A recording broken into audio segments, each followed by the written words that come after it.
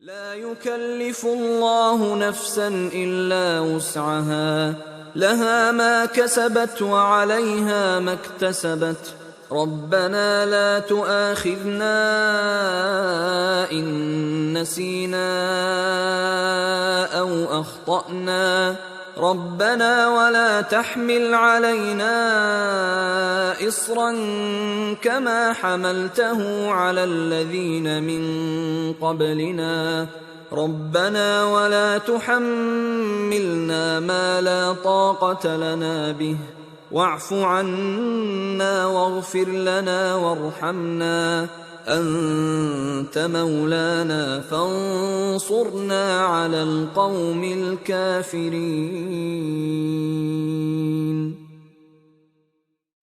خدا کسی شخص کو اس کی طاقت سے زیادہ تکلیف نہیں دیتا.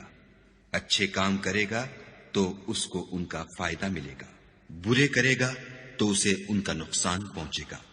اے پروردگار، اگر ہم سے بھول یا چوک ہو گئی ہو تو ہم سے مؤاخذہ نہ کیجو.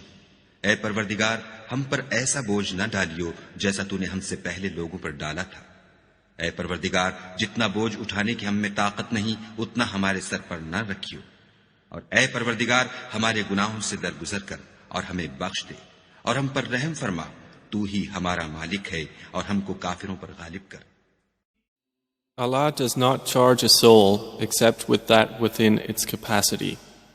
It will have the consequence of what good it has gained, and it will bear the consequence of what evil it has earned.